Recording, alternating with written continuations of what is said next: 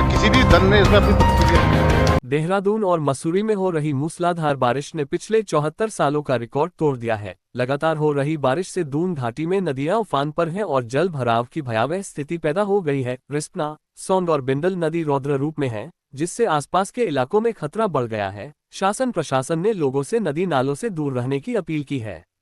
नगर निगम के मेयर सौरभ थपलियाल ने बताया कि इस वर्ष 29,000 मीट्रिक टन कचरे का निस्तारण किया गया है। अवैध अतिक्रमण पर कार्रवाई और नदी नालों की सफाई का कार्य जारी है। फिलहाल लोगों से अपील है कि सावधानी बरतें और सुरक्षित स्थान पर रहें। जिस तरीके से लगातार उत्तराखंड, देखिए इस बार तो अतिवृष्टि हुई, 74 सालों का रिकॉर्ड टूटा है अभी 2 दिन पहले। और हमने इसके लिए इस बार इंतजाम किया था। आज से जब फरवरी से हमने शुरू कर दिया था, अपने जो नदियां हैं, नाले हैं, इनको हमने इनके जो तल हैं इनको गहरा करने का काम, क्योंकि इनका नेचुरल तल नहीं है। इनके नेचुरल तल में वहाँ पे बजरी, गाद, मलबा, कचरा और लोगों ने डाल दिए हैं, गिर गए हैं। अब उनको क्या है, हर साल क्या है, अगर उसको उसके नेचुरल तल के हिसाब से अगर उसको साफ किया जाएगा तो निश्चित तौर पे जो पानी बहेगा वो नदियों से निकल जाएगा, नालों से निकल जाएगा। परंतु ऐसा हो नहीं रहा है। हो क्या रहा है कि वो हमेशा परत दर परत बढ़ती रहती है। और आज कुछ जगह ऐसी हैं जहाँ पुल के बिल्कुल 1-1, 1.5 फुट नीचे तक जो है वो नदियाँ पहुँच चुकी हैं, मतलब उनका जो मलबा है वो पहुँच चुका है। ऐसे में उसको साफ करना आवश्यक है। वहाँ पे उनको निकाल के उस बजरी वगैरह को, इस बार हमने नगर निगम ने देहरादून के अंदर 29,000 मीट्रिक टन जो है ऐसा ही मलबा, कचरा, गाद, कीचड़, ये सब बाहर निकाल के हमने उसका निस्तारण किया। तो आप देखेंगे जो पहले की बारिशों में कोई फर्क नहीं पड़ा।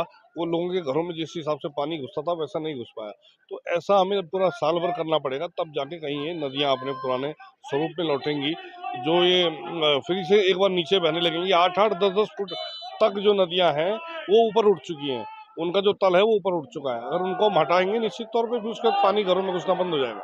जिस तरीके से अतिक्रमण है, इसके खिलाफ किस तरीके का अभियान चलाया जाएगा? देखिए अतिक्रमण के खिलाफ चिन्हीकरण का भी काम चल रहा है। और लगातार क्या है कि अब लोगों को सचेत खुद भी होना पड़ेगा। जैसे नदियां आ रही हैं अपने विकराल स्वरूप में आ रही हैं, जो नाले के किनारे बने हुए हैं उनके मकान ढह रहे हैं, लगातार इस प्रकार की समस्याएं आ रही हैं।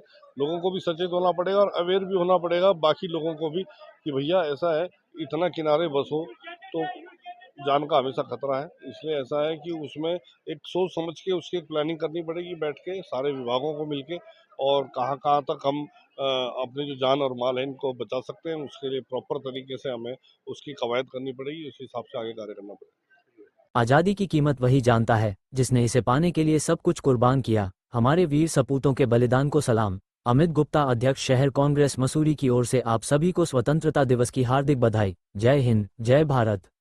आज का दिन सिर्फ जश्न का नहीं, बल्कि अपने देश के प्रति जिम्मेदारी निभाने का भी है।